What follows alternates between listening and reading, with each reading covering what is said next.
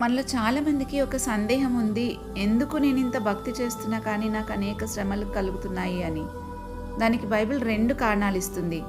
ఒకటి, యోహాను సువార్త 15వ అధ్యాయం 2వ వచనంలో రాయబడింది, ఫలించు ప్రతి తీగ మరి ఎక్కువగా ఫలింపవలనని దానిలోని పనికిరాని తీగలను తీసివేయును అని.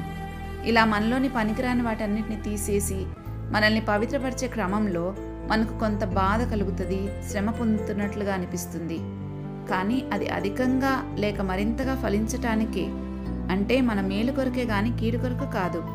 ఫలించటం అంటే ఆత్మఫలాన్ని గురించి సూచిస్తుంది. గలతీ 5:22లో రాయబడినట్లుగా ప్రేమ, సంతోషం, సమాధానం మొదలైనవి.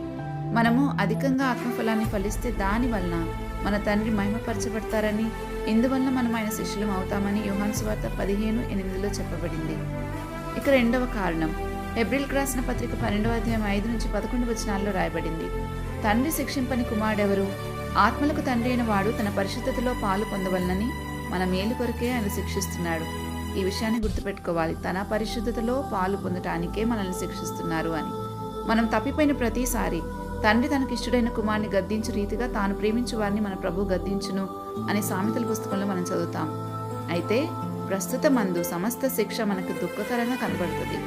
కానీ దాని యందు అభ్యాసం కలిగిన వానికి అది నీతి అను సమాధానకరమైన ఫలమిచ్చునని హెబ్రీయులకు రాసిన పత్రికలోనే చదువుతాం. మనకు లోకముతో పాటు శిక్షావిధి కలగకుండానట్లు ప్రభువు చేత శిక్షించబడుతున్నాం. నమ్మని వారికి శిక్ష అంతిమంగా ఉంటుంది, అది శాశ్వతమైన శిక్షావిధి. కానీ నమ్మిన మనము ఆ శాశ్వతమైన శిక్షావిధిని తప్పించుకుంటూకే ఇప్పుడే సరిచేయబడుతున్నాం. కాబట్టి మనకు కొంచెం శ్రమలు అనిపిస్తాయి, అవి ఎక్కువగా మనమే పొందుతున్నామేమో అనిపిస్తుంది. ఇంకా కొరింథీయులకు రాసిన మొదటి పత్రిక 5వ అధ్యాయం 4-5 వచనాల్లో కూడా పౌలు రాస్తున్నాడు, సంఘంలోని వారు ఎవరైనా తప్పు చేసినప్పుడు ప్రభు అయిన యేసు దినమందు వాని ఆత్మ రక్షించబడినట్లు శరీరేచ్ఛలు నశించుటకై అట్టి వానిని సాతానుకు అప్పగింపవలను అని.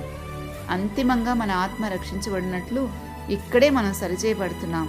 అలాంటి క్రమం గుండా వెళ్తున్నప్పుడు మనకు చాలా కష్టము, శ్రమ అనిపిస్తుంది. కానీ చివరికి మన శిక్షా విధి మనల్ని పరిశుద్ధతలోకి నడిపించేదే కానీ మనల్ని శ్రమ పెట్టి వదిలేసేది కాదు.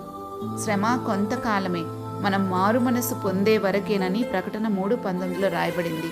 మన శ్రమలు మనల్ని అధికంగా ఆత్మఫలాన్ని ఫలించేలాగా చేసి పరిశుద్ధతలోకి నడిపించి శాశ్వతమైన శిక్షావిధి నుండి తప్పిస్తాయని గుర్తుపెట్టుకోవాలి.